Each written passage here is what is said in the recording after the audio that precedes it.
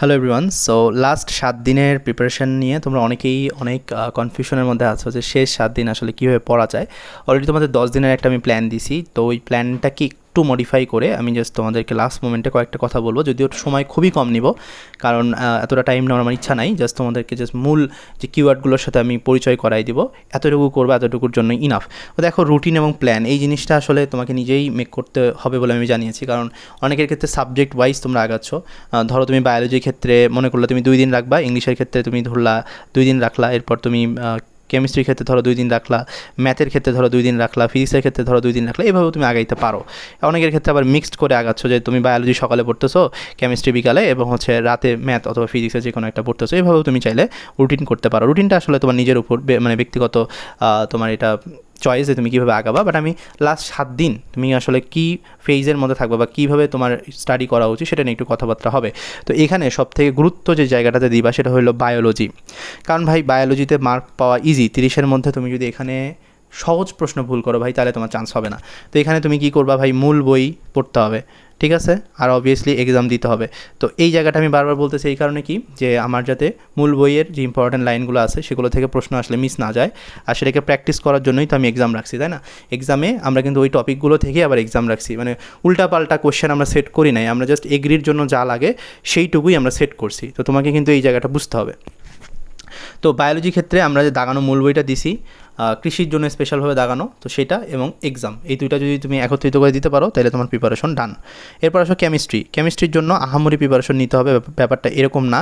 তো কেমিস্ট্রির জন্য আমি যদি হিসাব করি কেমিস্ট্রি, তো এখানেও আমাকে কিন্তু হাজারি স্যারের বই পড়তে হবে। অনেকে অনেক বই পড়ে, বাট আমি বলবো হাজারি স্যারের বইটা একটু পড়বা, হাজারি স্যারের বইয়ের ইম্পর্টেন্ট লাইনগুলো এবং এমসিকিউগুলো একটু পড়বা। আর অবভিয়াসলি এটার শেষেও তুমি হইলো এক্সাম দিবা। তার মানে লাস্ট 7 দিনের আমার কাজ কি, হাজারি স্যারের বইয়ের দাগানো অংশ আর হইলো এক্সাম, এর বেশি কিছু না। আর হাজারি স্যারের বইয়ের মধ্যে বক্সের মধ্যে কিছু এমসিকিউ আছে ভাই, ওই এমসিকিউগুলো দেখবা। অথবা তুমি হলো বইয়ের শেষে অনুশীলনীর যে এমসিকিউগুলো আছে, ওই অনুশীলনীর যে এমসিকিউগুলো আছে ওগুলো তুমি একটু দেখবা। অনুশীলনী এমসিকিউ আবার মুখস্থ করতে যাও না, এগুলো একটু বুঝে বুঝে সলভ করো, কারণ হুবহু কোশ্চেনগুলো যদি নাও আসে ওই টাইপের কোশ্চেন কিন্তু চলে আসতে পারে। আর এখানে প্র্যাকটিসের জন্য লাস্টে গিয়ে তুমি হইলো কী করতে পারো, এক্সামটা দিতে পারো, তাইলে তোমার এটা হেল্প হবে। আচ্ছা, এরপর আসো বায়োলজি আর কেমিস্ট্রি, এই দুটাতে আমি বেশি ফোকাস কেন দিতে বলতেছি, কারণ ভাই এখান থেকেই তো 50 মার্ক। 50 মার্কের মধ্যে তুমি যদি 40 মার্ক নিয়ে আসতে পারো, বা 45 বা 42 যেটাই নিয়ে আসো, তোমার চান্স পাওয়ার জন্য এটাই না, মানে পাস তো তুমি এটাতেই করতেছো, বাকি সাবজেক্টগুলো দিয়ে তোমার কিন্তু পজিশন আগাচ্ছে। এরপর আসো ফিজিক্সটা নিয়ে একটু সতর্ক থাকতে হবে, কারণ ফিজিক্সে যদি খুব বেশি হার্ড ম্যাথ চলে আসে তাহলে তোমার কিন্তু এই জায়গাটাতে মানে একটু ভালো করতে হবে। সেক্ষেত্রে আমি তোমাকে ফিজিক্সের ক্ষেত্রে বলবো যে জাস্ট যে টপিকগুলো আমরা দাগাই দিছি ওই টপিকগুলোই পড়বা। যেমন নিউটনীয় বলবিদ্যার জন্য এর আগে একটা ভিডিওতে বলছিলাম জাস্ট 3টা টপিক, তারপর কাজ ক্ষমতার জন্য জাস্ট 3টা টপিক, এরপর ভৌত আলোক বিজ্ঞানের জন্য জাস্ট 2টা টপিক। তো এইভাবে তোমার যখন অধ্যায়ভিত্তিক এই টপিকগুলো সিলেকশন করা হয়ে যাবে, তো তখন তুমি জাস্ট এতটুকু পড়লেই তোমার জন্য ইনাফ। সো জাস্ট টপিকগুলো তুমি পড়ে ফেলবা। এবং কোশ্চেন সলভিংয়ের ক্ষেত্রে আমি বলবো এগ্রির কোশ্চেন যদি তোমার সলভ হয়ে যেয়ে থাকে, তুমি ডিউ এবং হলো সিউ এর কোশ্চেনগুলো একটু পড়ো, কারণ এগুলোর মধ্যে অনেক সিমিলারিটি আছে। বা ডিউ এর কোশ্চেনে কিছু কিছু কোশ্চেন তুমি পারবা না, কারণ এখানে হাতে ক্যালকুলেশন অনেক ডিপ। সো ডিউ এর কোশ্চেন তুমি একেবারেই বাদ দিতে পারো, যেগুলো খুব কঠিন মনে হয়। বাট এগ্রি এবং সিউ এর কোশ্চেন তুমি ইজিলি পারবা। আর লাস্টে গিয়ে তুমি এক্সাম দিতে পারো, কারণ এই জায়গাটা তোমার জন্য অনেক বেশি হেল্পফুল হবে। ফিজিক্সের যখনই যে চ্যাপ্টার পড়বা তখন সেটা রিভিশন দেওয়ার পর তুমি জাস্ট করবা, মানে এক্সাম দিয়ে দেন তুমি হচ্ছে নিজের ভুলগুলো দেখবা। আর ফিজিক্সের ক্ষেত্রে একটা জিনিস খুব কাজ করে, সেটা হলো তুমি চাইলে এখানে একটা সূত্রের একটা খাতা বানাইতে পারো লাস্ট মোমেন্টে, যাতে তোমার ধরো হাতে 2 দিন সময় আছে, তুমি যা সূত্রের খাতাগুলো দেখতেছো, অথবা ভর্তি পরীক্ষার আগের দিন রাতে কি বসে আসো, সূত্রের খাতাগুলো একটু উল্টাচ্ছ, এটা তোমার প্রিপারেশনটাকে কিন্তু অনেক বেশি হচ্ছে ইজি করে দিবে। ঠিক আছে ভাইয়া? তো এরপরে যদি আমি আসি, সবথেকে আতঙ্ক যে জায়গাটাতে আমাদের কাজ করে সেটা হলো ম্যাথ। এখন ম্যাথ নিয়ে টেনশন করাটা স্বাভাবিক, কারণ ম্যাথে তো অনেক কিছু আছে। ম্যাথের ক্ষেত্রে আমি কী পড়বো, জাস্ট 2টা জিনিস, একটা হলো সূত্রগুলো একবার রিভিশন দিবা, আরেকটা হলো ভাইয়া প্র্যাকটিস করতে হবে। প্র্যাকটিসের ক্ষেত্রে আমি কি বলবো, আমি তোমাকে বলতেছিলাম হলো কোশ্চেন ব্যাংক, অর্থাৎ এগ্রি যে কোশ্চেন ব্যাংক এবং হলো এক্সাম, ঠিক আছে? জাস্ট এইটুকু কাজ তুমি যদি বারবার করতে পারো, দরকার পড়লে একই এক্সাম তুমি 3 বার করে দিবা, আমরা সেই অপশনও রাখছি। কারণ দেখা গেছে তোমার ম্যাথের ক্ষেত্রে তুমি সলভ করতে পারতেছো, বেশি টাইম লাগতেছে, তো বেশি টাইম যাতে না লাগে সেই জন্য একই কোশ্চেন একই জিনিস বারবার করবা। তো একই কোশ্চেন দেখা গেছে 3 থেকে 4 বার তুমি করলে তোমার অটোমেটিক নাম্বার, মানে সময়ের সংখ্যা কমে আসবে এবং তুমি নাম্বার বেশি পাওয়া স্টার্ট করবা।